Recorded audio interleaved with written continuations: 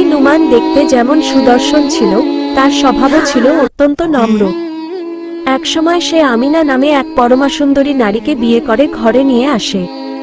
প্রথম প্রথম সবকিছু ঠিকঠাক মনে হলেও কিছুদিনের মধ্যেই নুমান তার স্ত্রীর মধ্যে এক অদ্ভুত আচরণ লক্ষ্য করল।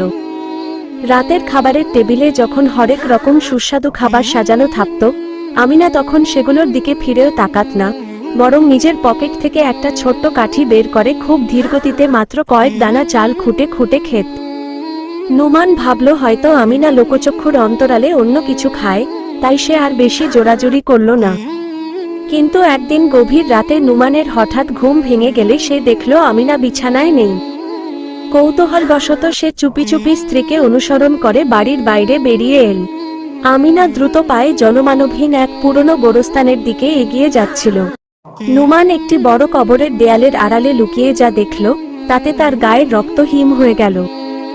সে দেখল আমিনা একদল ভয়ঙ্কর গৌল বা কবরখোর পিশাচের সাথে বসে আছে এবং তারা সবাই মিলে সদ্য কবর দেওয়া একটি মানুষের মৃতদেহ খুঁড়ে বের করে খুব তৃপ্তি সহকারে কাঁচা মাংস ছিঁড়ে ছিঁড়ে খাচ্ছে। এই দৃশ্য দেখে নুমান কোনোমতে নিজের ভয় চেপে বাড়ি ফিরে এল।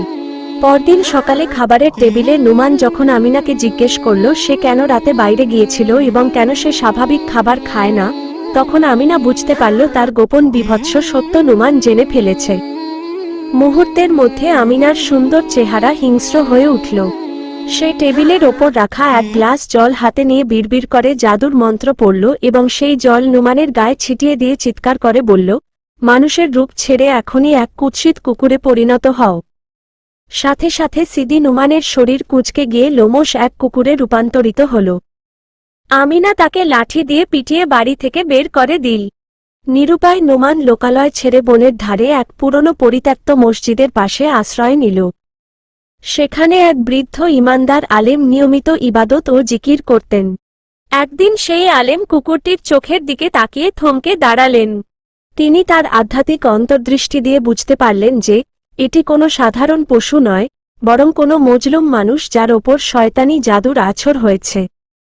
আলেম সাহেব মুচকি হেসে বললেন, হে আল্লাহর সৃষ্টি, তুমি কি কুকুরের